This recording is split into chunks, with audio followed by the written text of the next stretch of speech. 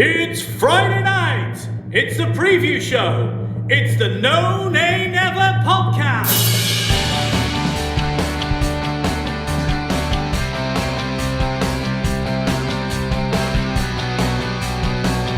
Hello and welcome to the preview show brought to you by the No Nay Never podcast. I'm your host Natalie Bromley, but joining me as ever is the main man, the headliner himself, and that is of course Dave Statman Roberts. Dave, welcome. How are you, sir? I'd be better if we could win a game, Natalie. We're never going to win a game all season, Dave. I've sorted myself out. Did you attend Turf Moor last night for the cup game against Spurs? Yes, I was with Phil Bird doing the Comms Cam live last night. Look at you, fancy pants, mister. You'd have missed that because you were there I watching. was there but as well, for anyone who couldn't attend, yes, they could watch. They had a live stream, but the camera facing the wrong way, away from the pitch, at me and Mr. Bird. Excellent. Well, I'd be very impressed if you found anything to talk about in that first half, because it wasn't the liveliest of games, was it, in half one? It definitely came to life a little bit in the middle of half two, the second half. But yeah, that first half was hard to watch. And another disappointing loss. We're out of the cup. We can't win for Toffee in the league. It's all feeling a bit down in the dumps, isn't it, Dave? We need to sort this out. Well, yeah, it is. We could do with a win on Saturday. That'd get our hopes up a little bit if we could get 3 points on Saturday. Yeah, we do. You and I always disagree about this because you do not believe in the principle of must-win games, but this is a must-win game, and I know you're going to disagree with me again, but this is a must-win game. I think if we end up this season not winning against Brighton, Leeds, Norwich and Brentford all at home, then I don't know where we're going to get 10 wins from in order to keep us up. So I think it's game over if we get beat on Saturday. And you can come at me all you want, listeners, but I had to sit through that Spurs game last night, so I'm feeling grumpy. Anyway, back to more important matters, because that's the beauty of football, Dave. There's always the next match. There's always next week, and that is exactly what we are going to be previewing on tonight's preview show. It's Friday night. You are here with None and Ever, as normal, to kick-start the weekend. But before we get into that, we have the small matter of a quiz question to give you an answer to.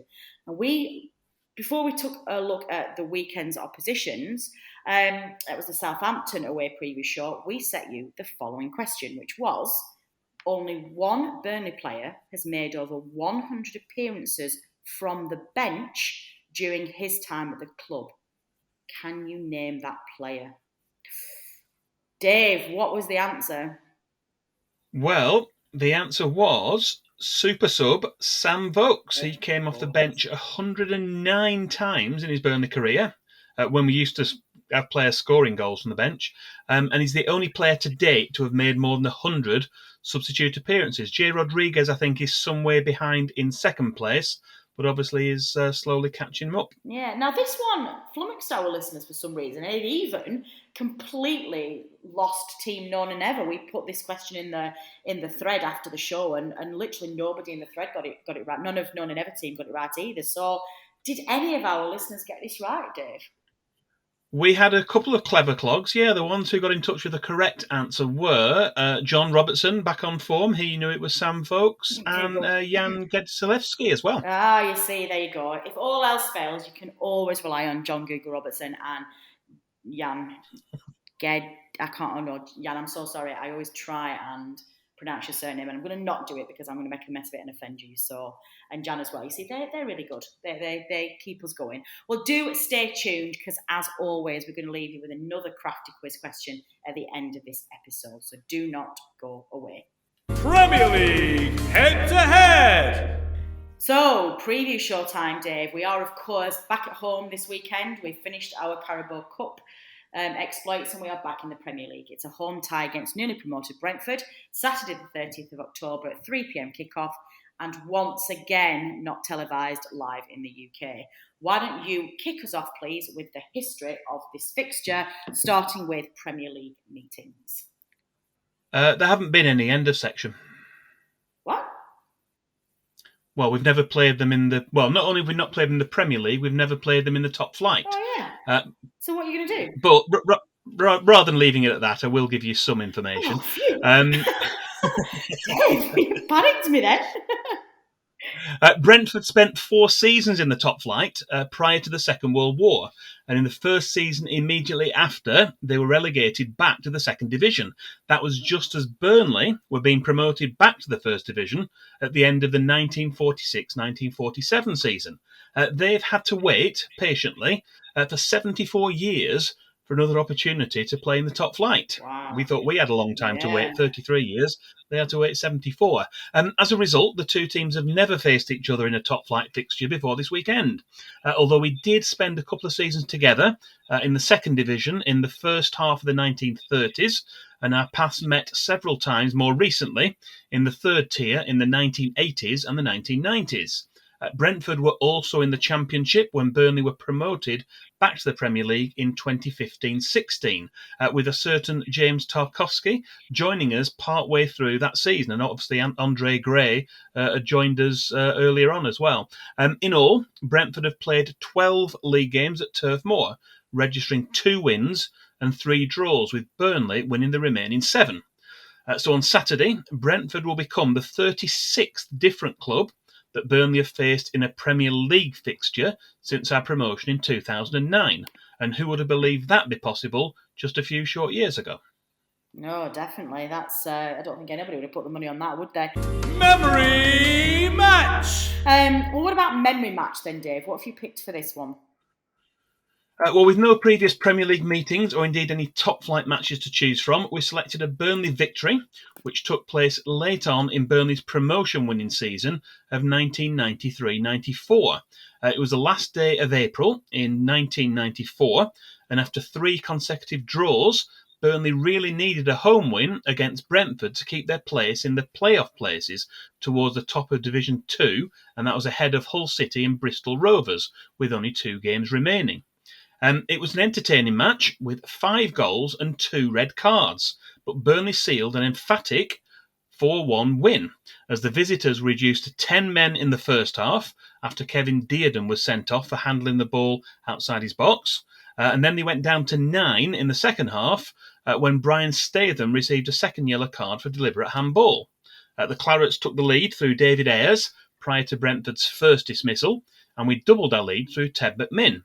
Barry Ashby pulled one back before the break for the visitors, who were still in the game at half-time even though they were down to 10 men. However, Adrian Heath scored Burnley's third with a header just 2 minutes after the interval, after Ayres had flicked on McMinn's corner. And with the second red card just after the hour mark, Burnley kind of sat back on their lead, but in the last 10 minutes, Adrian Randall finally put the 9 men out of their misery with a 4th goal, after he intercepted a misplaced back pass. This win and results elsewhere meant that Burnley confirmed their playoff place, and it was just a case of playing the last game to discover who we would face in the 2-legged semi-final. Back to the future, and with no wins in the league at Turf Moor since January, we're certainly hoping for a similar outcome this weekend to bring the unwanted sequence to an end. Definitely. On this day. What about then on this day? What have you picked for the date of this one, please? On this day, Burnley have won 9 of the previous 19 matches that we've played on the 30th of October. We mentioned it briefly last time, but the first of these games was the replay against Bolton-based Astley Bridge in the FA Cup back in 1886. The match finished 2-2, but instead of going to another match, it appears that both teams pulled out the competition, although the exact circumstances surrounding the decision remain unclear. The next 3 matches we played on the 30th of October were all home wins. They were against Manchester City in 1897, Bradford Park Avenue in 1909, and Spurs in 1920. But the good run came grinding to a halt with away defeats at West Brom and Swansea in 1926 and 1937, respectively. We picked up another couple of home wins. They were against Sheffield United in 1948 and Portsmouth in 1954, and then drew 1-1 with Leeds United at Ellen Road in 1965. Since then, in our last 10 matches on this date, we've managed 4 wins. We beat Crystal Palace 2-0 at home in the League Cup, that was in 1968, and our next win was a narrow 1-0 away victory at Plymouth in 1976, with Malcolm Smith on the score sheet. There was yet another narrow 1-0 away win. That was at Cambridge United in 1993, thanks to a David Ayres goal in the very first minute. following a 2-2 draw at Gillingham in 2001, and then 2 games at QPR, a 3-0 defeat in 2004, and a 1-1 draw in 2010, we eventually picked up our 9th win as Jeff Hendricks scored the only goal in a 1-0 home win over Newcastle United in 2017.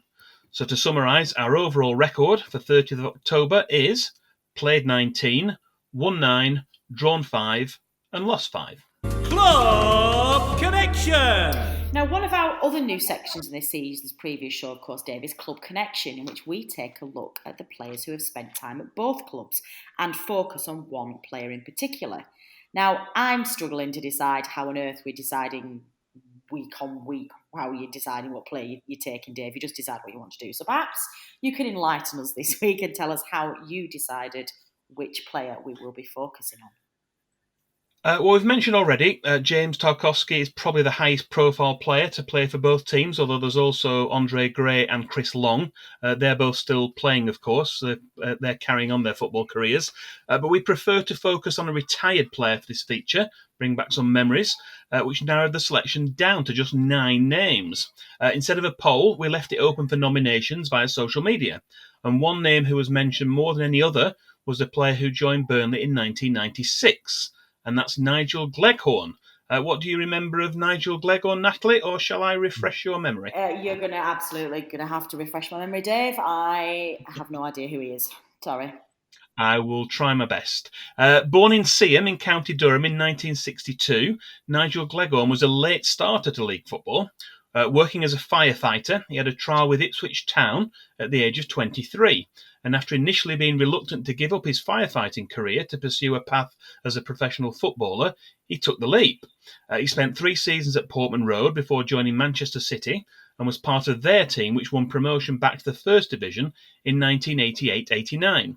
However, he dropped back 2 divisions to play for Birmingham City with some success, and also went on to play for Stoke City before he joined Burnley in 1996 when Adrian Heath was manager.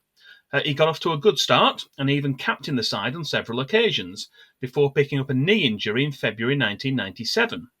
When Chris Waddle took over at the start of the following season, Gleckhorn never really got a look in, and it was during this time that he had loan spells with Brentford, where he scored 1 goal in 12 appearances in 1997-98, and also Northampton Town before retiring at the age of 35.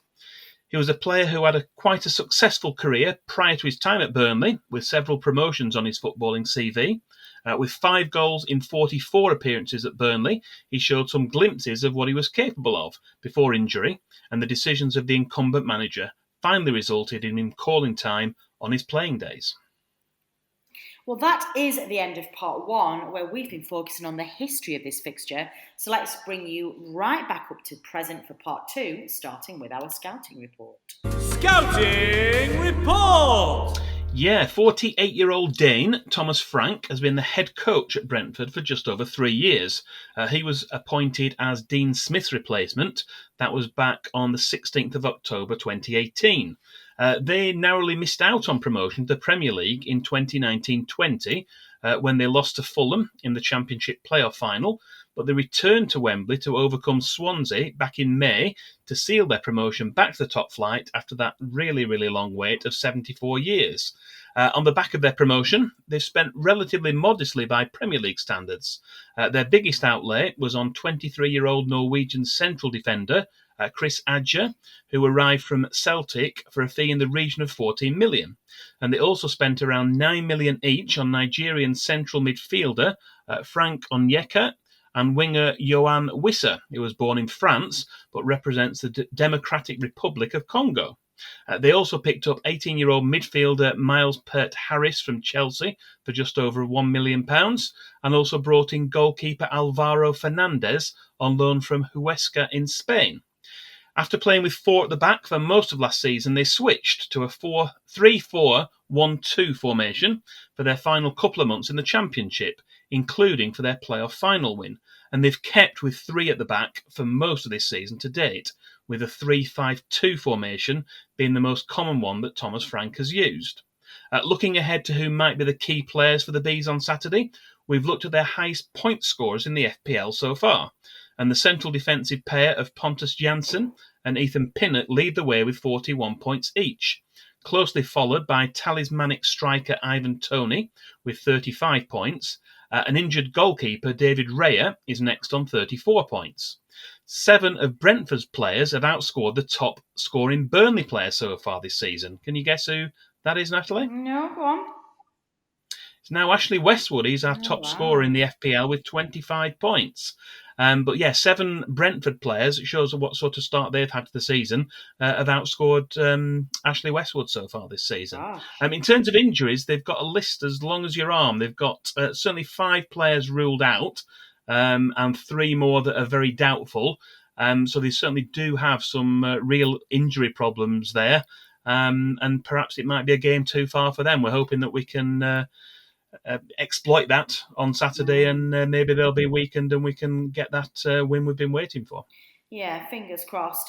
Well, you've heard what we think about our visitors this weekend, but we always like to bring you some balance. And this week it's the turn of Billy from the Beesotted Brentford to provide some insight in our opposition view.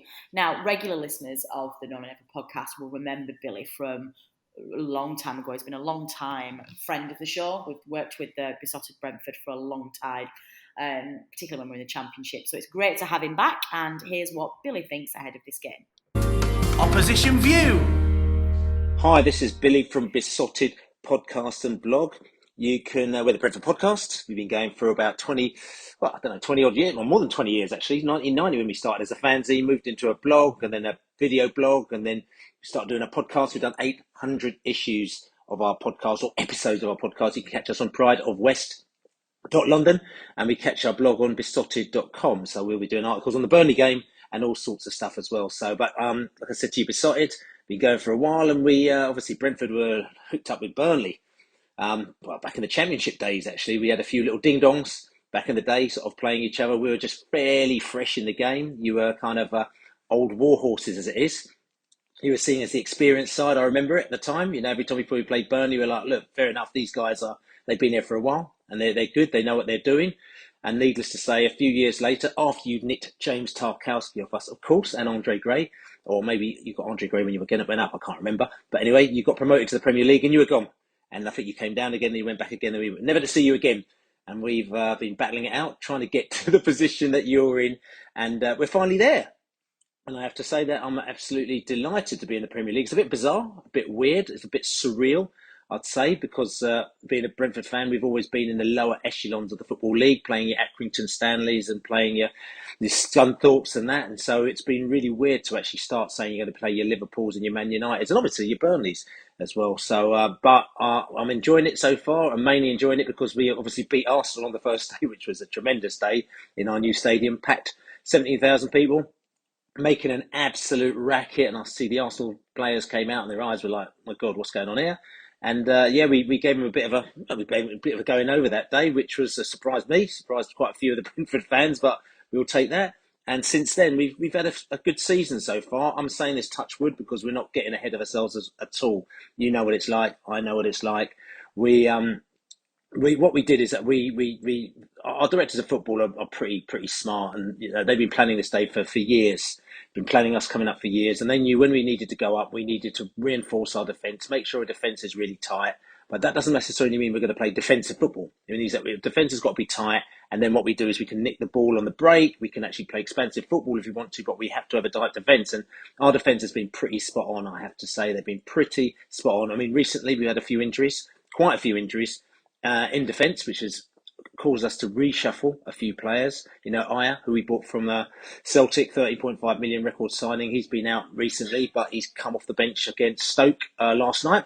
And, he looked all right as well. He had to come off the bench against Leicester as well because we had an injury to Ethan Pinnock, who's a great player, but he's been out now. So, he got a few injuries, but the defence is wicked, honestly. You've got Sergi Canos, who is actually our left back, playing at right wing back, which is quite bizarre, but it seems to be working for us so far. And his determination and his energy and his enthusiasm is on another level. So, we've had some great results. The game against Liverpool, the 3-3 game result draw was just phenomenal. The Brentford played just fantastic that day. The day out was great. The atmosphere was great. The Liverpool fans actually had to tip their hat and say, actually, we quite enjoy coming down here because, okay, we didn't win, but a bit of a laugh. We had quite a few beers and an exciting game, and they said, you came at us. So the early days for us in the Championship, and I know, like I said to you, teams like Burnley, you've been there for quite a while, and you know that there may be a tendency that might wear off, or teams might find you out, or all these things. So this is what we're going to find out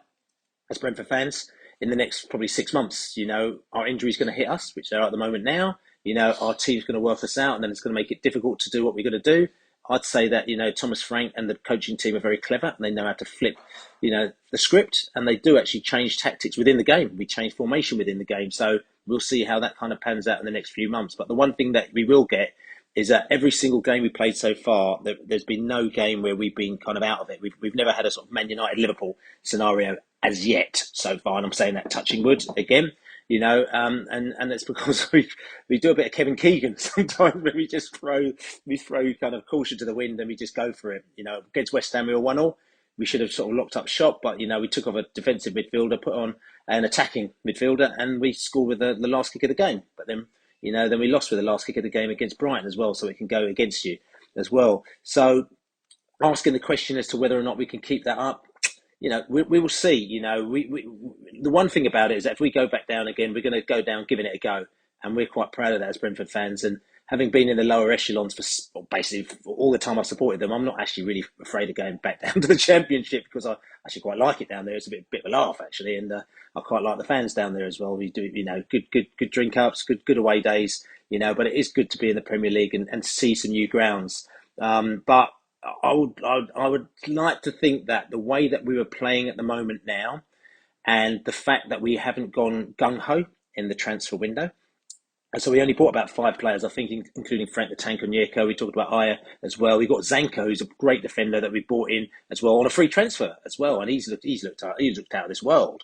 We've got him, then we've got Pert Harris, and I think we've got one other player as well. I should know the other player that we got, off the back of my head. But we've got only 5 players in, but I think they wanted to test the waters to see how the Bees would do, and if we need to get reinforcements in the January window to kind of help us and push us to another level, we'll do that. And I think, seeing the way that our squad is slightly decimated at the moment now, I could see them doing that. Maybe we might get a right back, even though Sergi Canos is playing really well. Maybe we may get somebody else up front. I don't know. I mean, it's hard to find a striker, as you know. But, we've got Force, who's doing all right. We've got Ivan Toney as well, but we haven't got anybody else who actually plays a striker. So if one of those guys gets injured, our options are a little bit light. So that's kind of where we're looking at on that front at the moment now. I mean, talking about Brentford, and talking about where we're at the moment now and where we're looking to go. For me, I have to admit, I would have been delighted. I still would be delighted if we finished 17th this season, because I think that's kind of that's kind of where you have to pin yourself, to pin your hat on. There's songs going around about European tours and all that lot, but that's very tongue-in-cheek, Brentford, because the only time we've ever been to Europe was in the Anglo-Italian Cup in 1992. We flew out to Ascoli, which is a right laugh, but that's the only time we went to Europe, Ascoli and Ancona, or some other team we played out there. But we've never played in Europe, so for us to be kind of in the in the Premier League, sort of kind of like the heights where we are, of course you've got to sing these songs as a bit of a laugh, but realistically we just want to survive this season. And will we survive? I personally think that we will do, because I think we've got enough in the tank. We've got some really good players, we've really well run club, and we're all having fun. As for the Burnley game, I know for a fact, I hate all this teams like stuff. People say it to us, teams like Brentford. For you, I'm sure you get teams like Burnley. We should be beating teams like Burnley. For me, we would love to beat teams like Burnley, but we know Burnley are a tough side with a very experienced manager who knows how to do.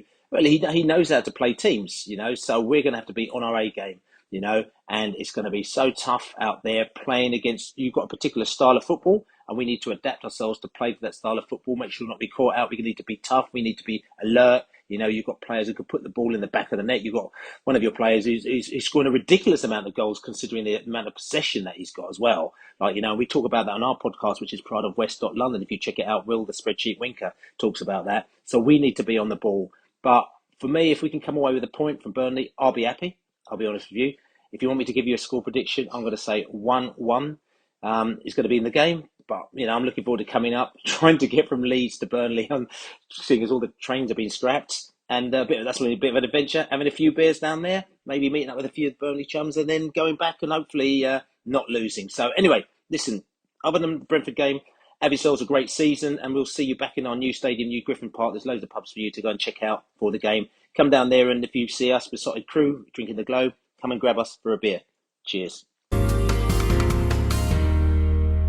Okay, referee then. Who's going to be in the middle at the weekend?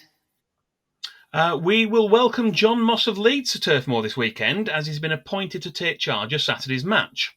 I do use the word welcome rather loosely, as Burnley have failed to win any of the previous 7 Premier League games he's taken charge of at Turf Moor, with 5 defeats for Burnley and just 2 draws. Even though we've won 3 of the previous 11 Premier League away games he's refereed, it does leave us with a very poor record with him in charge. It'll be the first time we've seen him in the middle for a Burnley match this season, although he took charge of 3 of our matches since the start of the calendar year. We drew 1-1 against Fulham, you may recall. That was at home in February, followed by an excellent win against Everton at Goodison Park in March, and then we lost 3-1 to Manchester United at Old Trafford in April.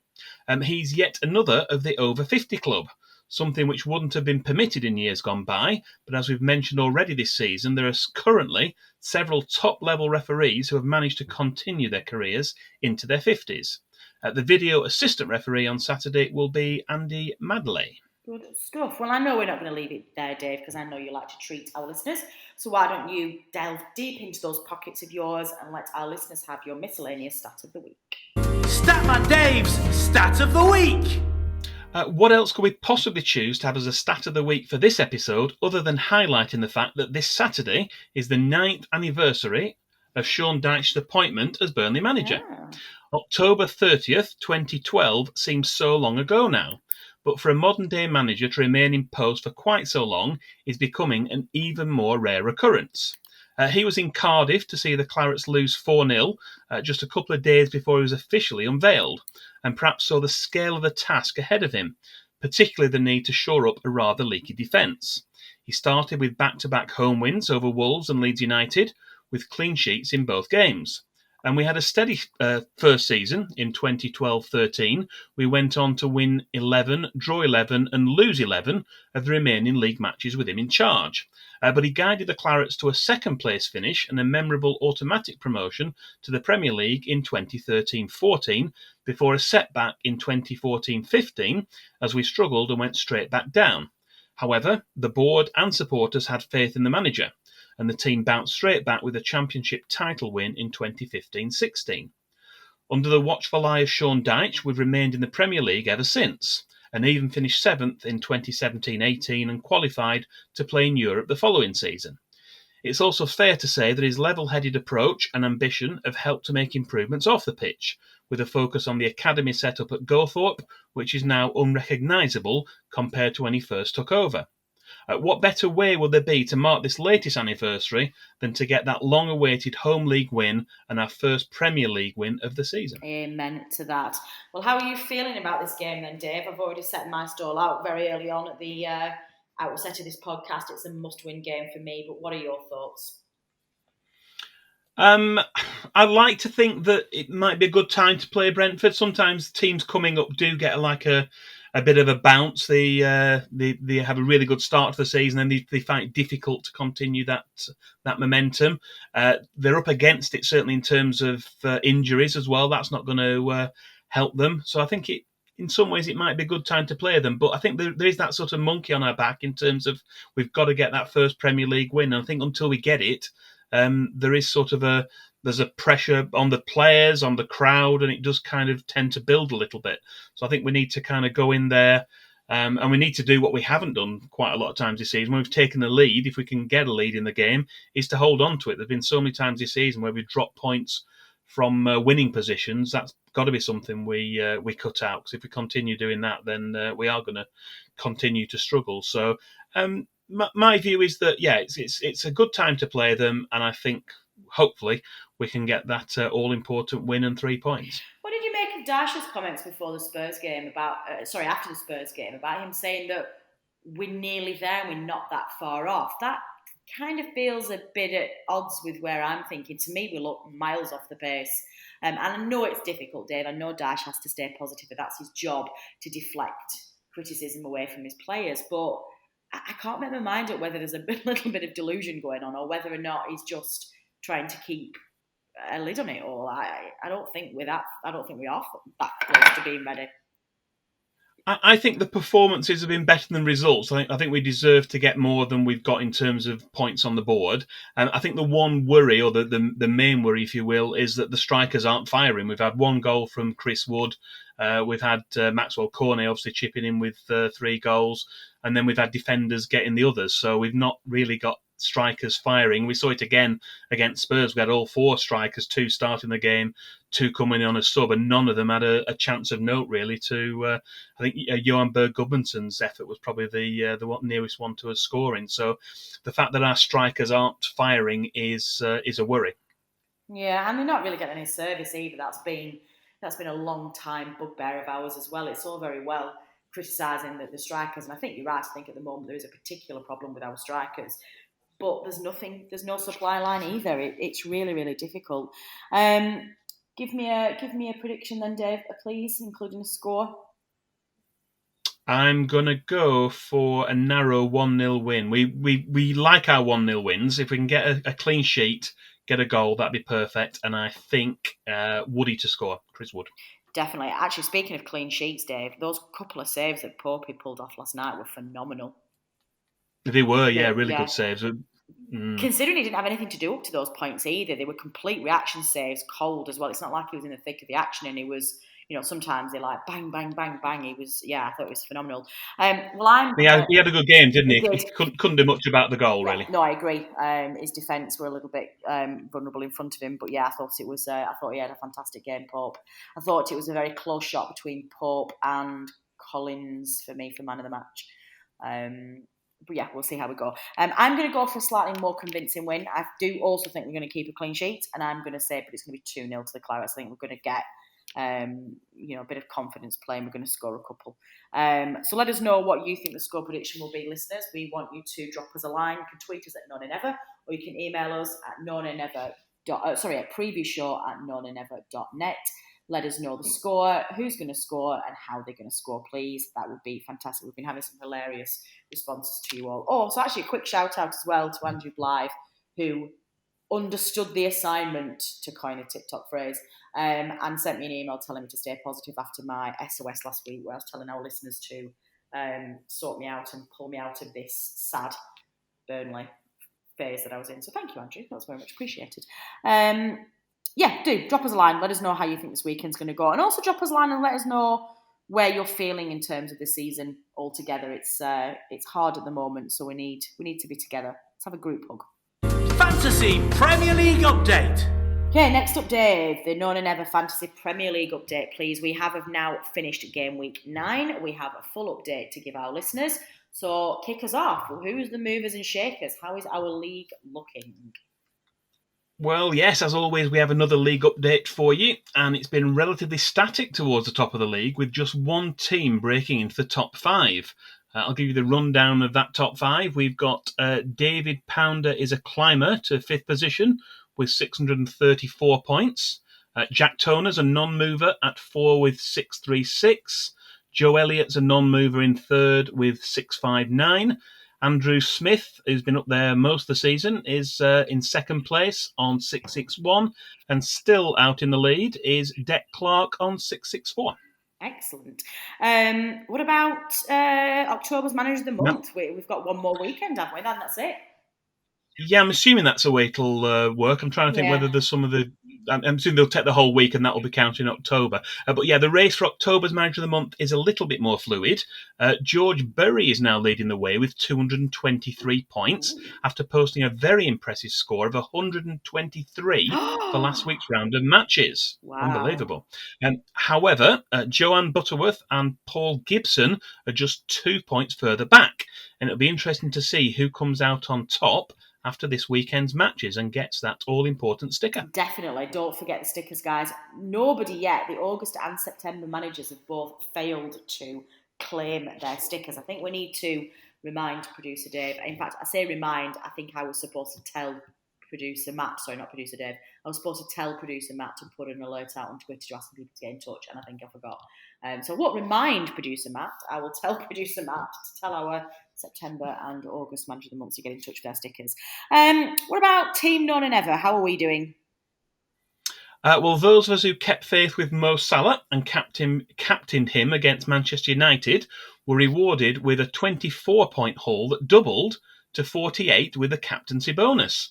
Your Dingle Bells team relied on Harry Kane as captain and paid the price by slipping 20 places to 224th in the main table, and you're still rooted to the foot of our podcasters mini-league in 5th place. My Burnley Stats team climbed into the top 100. That must be a first. Up to 82nd place overall on 550 points. And that also moved me back to second in our mini-league. And although I did gain 20 points on Adam Dennett, who also didn't captain Mo Salah, he's still 54 points ahead, although he slipped to 17th in the main No Nay Never League. I've got a funny story about captaining Mo Salah here, Dave. Actually, I'm going to fact check you here because I don't have Harry Kane in my team. I think you've got that wrong. It's actually worse than that. So I forgot to tinker with my fantasy league last week because I was busy with work, and I usually do it after we record the preview show, and I got distracted with other things, and we didn't do it. And I tried to be clever the week before and do that thing that you all do where you move players in and out to get the points. So if you've got a sub on the bench but he's not playing till Sunday, to swap them in and out. I think you can do that or something or other. So I was trying to be clever, and I decided to captain Chris Wood because I thought he was going to be really good. So I then... Sorry, it was Wood, yes. I'd then forgotten to change my team. So I went into this weekend's fixture not only not having Salah as my captain, and he's been my captain every other game since all the other 8 games, and had Chris Wood instead. So, yeah, I really do suck at fantasy football. Anyway, what about the latest team of the week, Dave? Moving swiftly on, which players should we have selected with the benefit of hindsight? Well, the 11 players we're going to read out now would have earned you 169 points, and that includes double captain points or indeed any bonuses from any chips that you play. The team was in a 3-5-2 formation. Surprisingly, we didn't have Tim Krul in goal. After being in there for the previous 2 weeks, he conceded 7, so he's certainly not in there. Martinez of Aston Villa was the goalkeeper. We then had our 3 defenders were Reece James, Aaron Cresswell and Ben Chilwell. We had midfield 5 of Mount and Salah, who were both the joint high scorers. They had 24 points each. And then alongside them were Phil Foden. Maxwell Cornet got in as well. Ooh. He was in midfield. And Keita of Liverpool, they were the midfield 5. And the 2 up front were, surprisingly, 2 Watford players. King and Dennis, they had a fantastic away win. Not fantastic for the teams around them, but fantastic for them.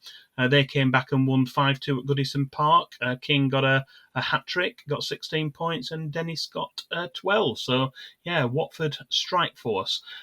Incredibly, one FPL manager scored 165 points. Their triple captain Mo Salah, a good week to do it. He was the joint high-scoring player, as we said, with 24. And that was the highest overall score in the last game week from the 8 million plus FPL teams that have signed up so far this season. Excellent. Well, we'll have another FPL update when we're in our next preview show. We'll be looking ahead to our trip to play Chelsea at Stamford Bridge, and that will be the end of all the action after game week 10. Statman Dave's quiz question. And finishing us off, Dave, with this week's quiz question, please. What have you decided to set our listeners for this preview show? Well, there's just one quiz question for this week, and we're after a number as the answer. And the question is, how many current Burnley players were in the matchday squad, so that's the starting 11 plus the 7 subs, when Brentford last played at Turf Moor in a league match in the 2015-16 season? Ooh, that's a good question. How do our listeners submit their answers, please?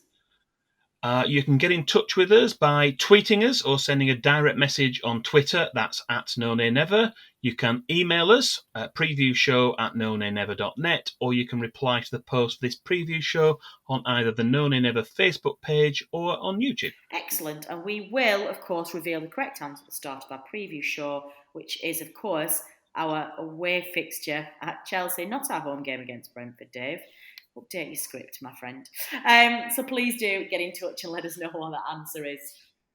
So how are we going to finish off the show, Dave? Do we have any community news or any other business that we need to divulge?